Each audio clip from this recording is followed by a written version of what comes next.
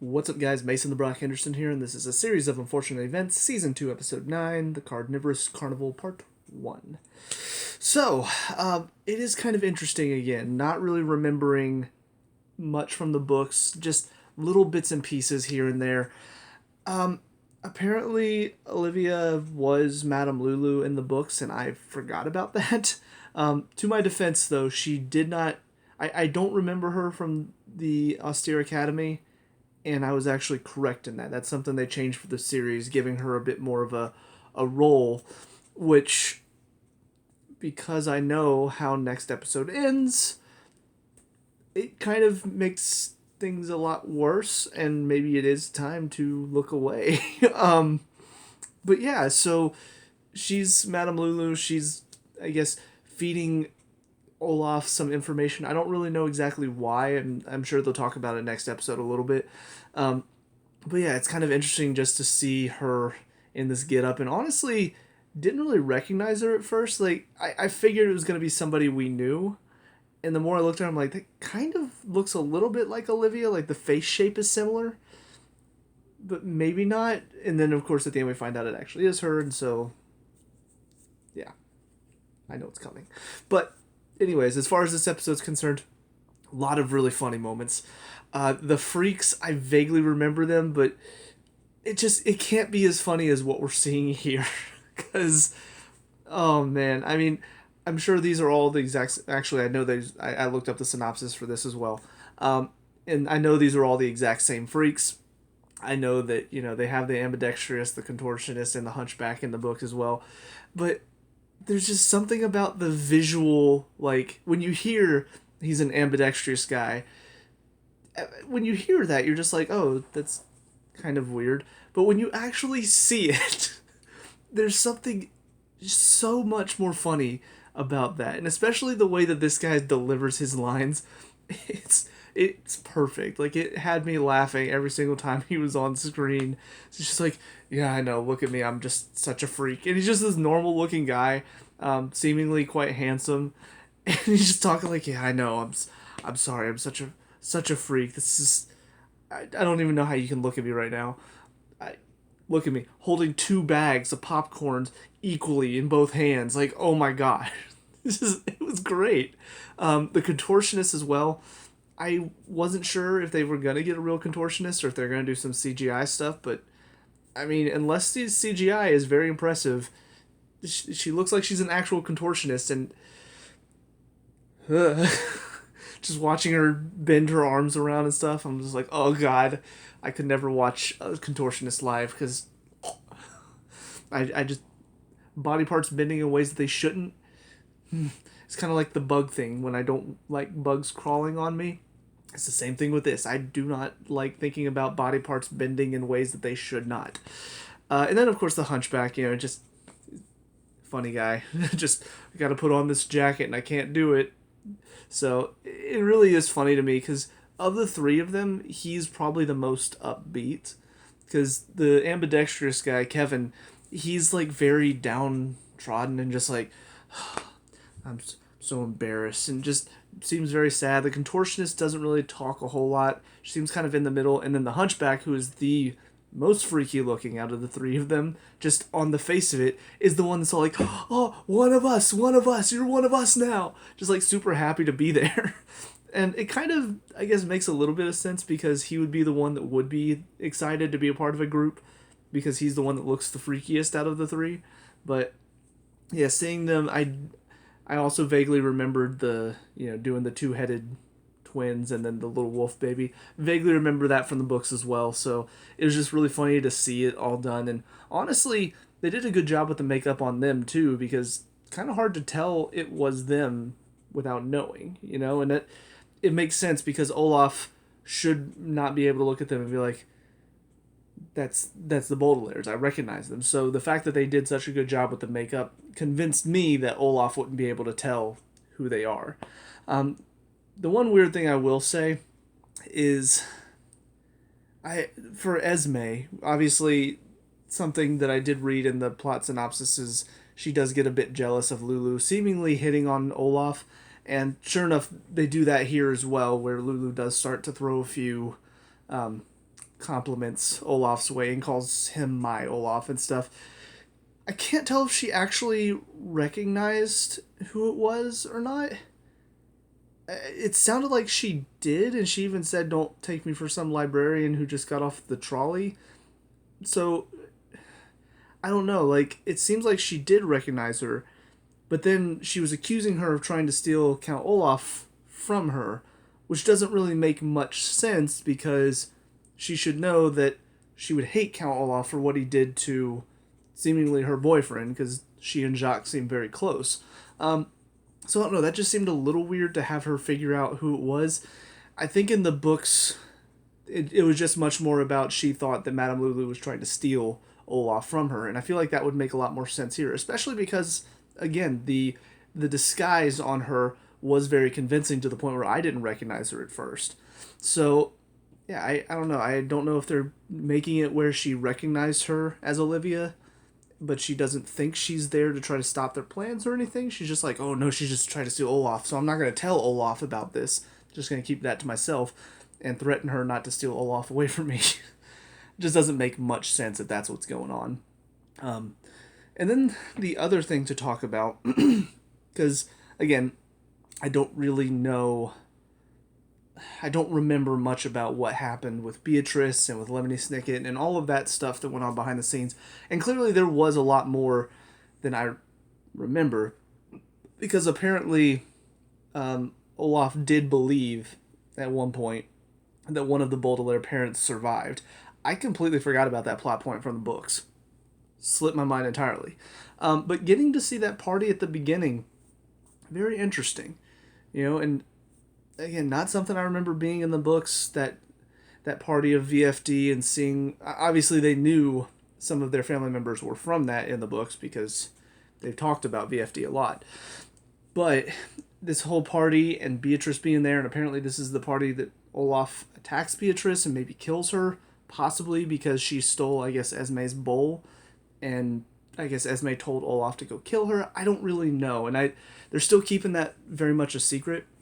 So I do wonder if we're going to see that secret revealed at the end of this season, or if we're not going to hear any more about the Sugar Bowl until next season. We did see somebody go grab it at the end of the last episode. I forgot to mention that. So it's going to come back up at some point. I just don't know if it's going to be now or if it's going to be later, but I really am curious to see what this Sugar Bowl means, what all happens with it. Why is that worth killing somebody over her stealing it, So, but yeah, that whole opening scene, it was very interesting. Cool to see some of the actors come back as well. Montgomery was there, and Aunt Josephine was there. And then, of course, we get to see Lemony and Jacques talking to each other, which is really cool.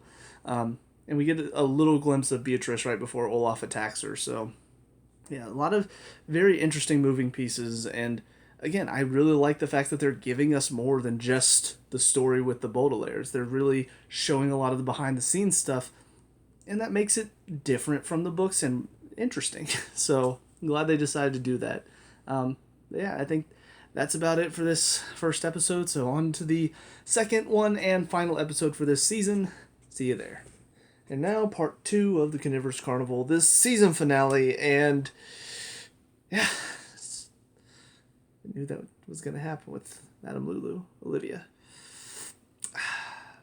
And again, once I realized that Olivia was going to be Madame Lulu, and I looked up and I saw apparently that's who it was in the books, that's when it hit me. This is why they introduced her as a librarian and showed her getting to know Jacques Snicket, showed her getting to really follow the Baudelaires and the Quagmires and really get to know them well and try to help them. It made sense. They did it so that whenever she inevitably dies at the hands or paws of hungry lions, it would be even more sad and despair-inducing. Ooh. Excuse me. Yeah. So very sad. But a couple things to talk about. First of all, as far as, I guess, the whole ending of it, I gotta give them a little bit of credit, because, I mean, they practically told you what was gonna happen. He's standing at the top of the cliff, and he literally says it's a cliffhanger. Just like, I see what you did there. And I looked it up, and sure enough, this is how the ninth book ended as well, with them careening down a cliff in a carriage. Apparently, Sonny was. I think I actually just looked at the synopsis, and I've already forgotten if it said that Sonny was basically with Count Olaf, but yeah, it ended on a cliffhanger as well. And so, of course, it's a good time to end season 2 as well, because then you can end the season with a cliffhanger. So very clever how they set this up, and very, very clever with the subtle way that they ended this season with a book that ended with a cliffhanger. It meshes perfectly. However, a couple things to talk about as far as, I guess, everything to do with the ending. And first off, I do want to talk about, because I read in the synopsis and I knew that this ending was missing something else, and sure enough, I was right. The bald man was supposed to also get taken out by the lions, just as the man or woman of indeterminate gender was supposed to be taken out by the fire.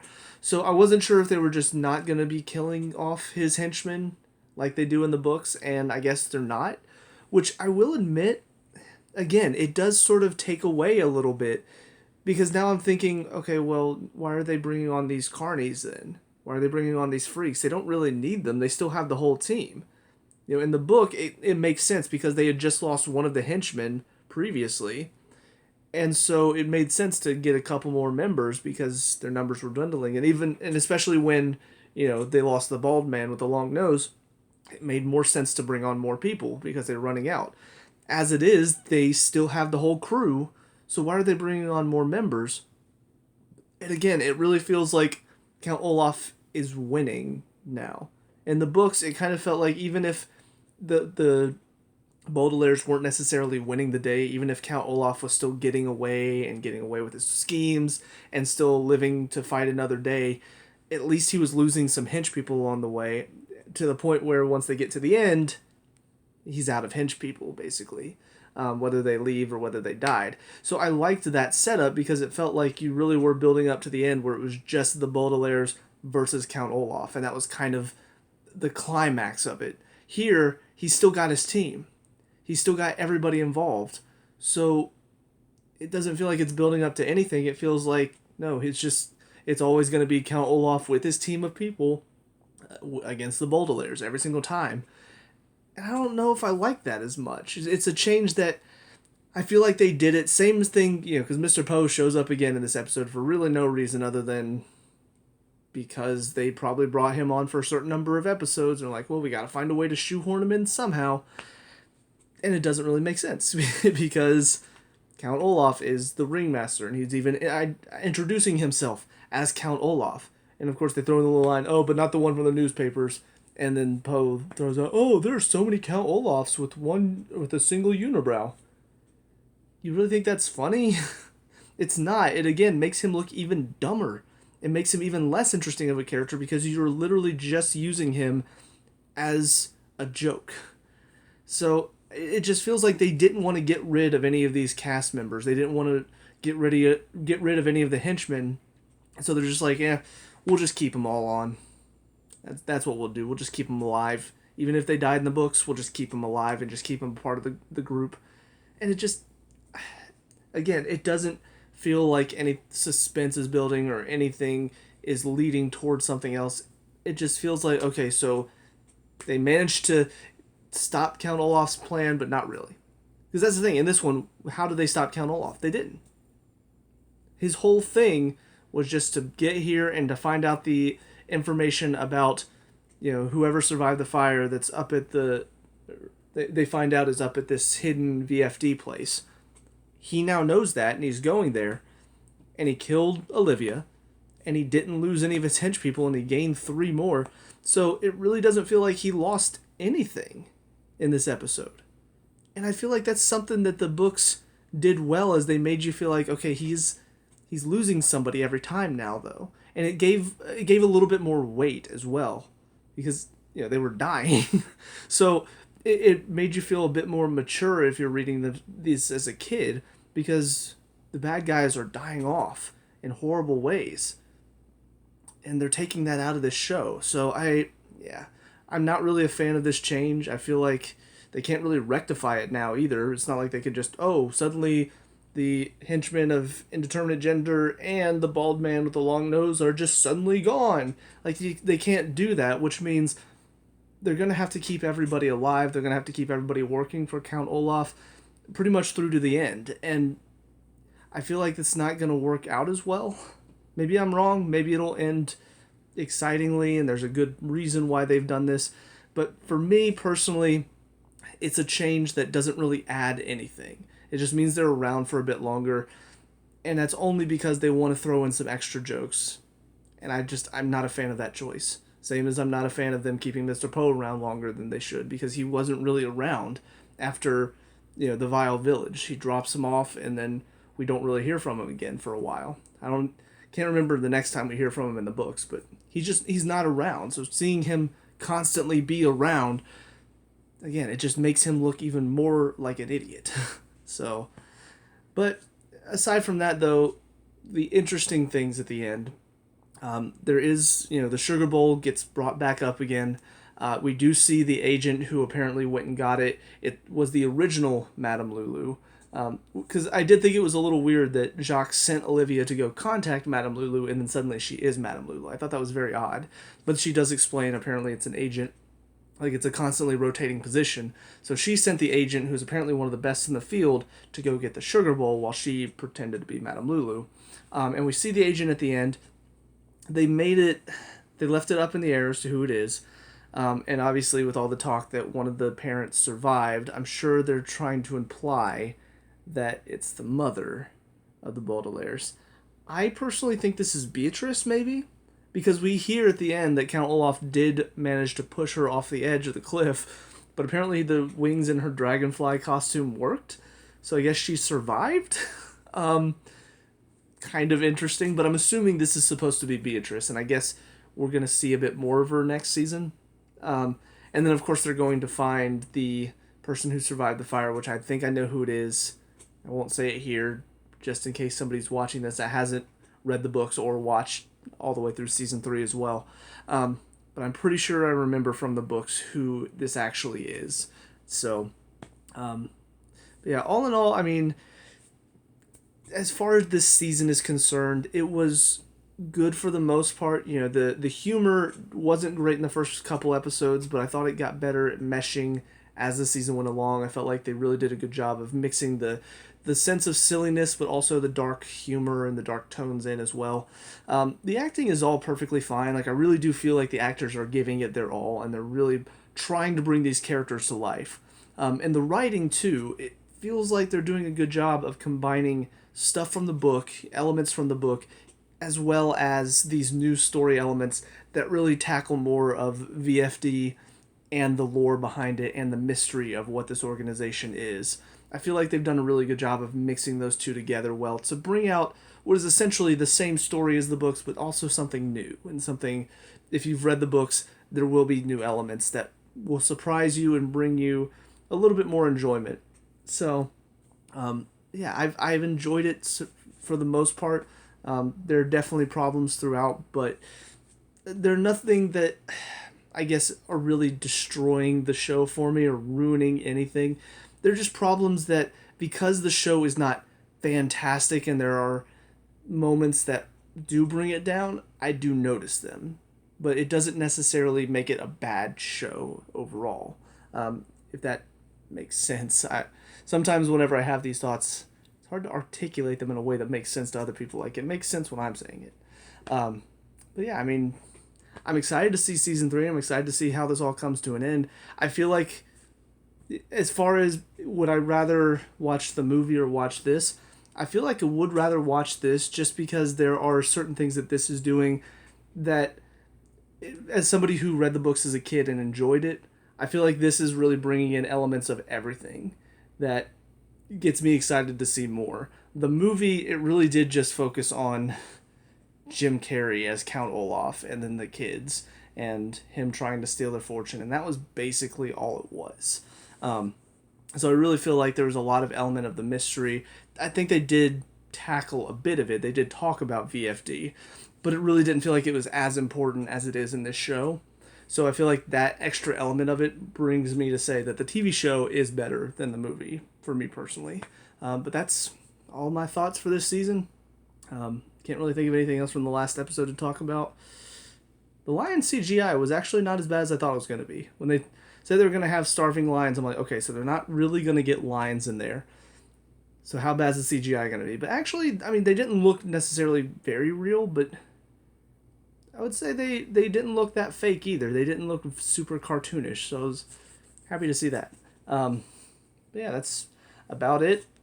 Obviously, cliffhanger for next season, but I won't be coming back to this for a little while, so I guess we'll see what happens when I get to it. But that's it for this season. Let me know what you guys think down in the comment section below. What were your thoughts on these 2 episodes and the season as a whole? Let me know. We can talk about and discuss all the good stuff. Leave a like and subscribe for future series of Unfortunate Events reviews. See you guys when I see you. Peace out.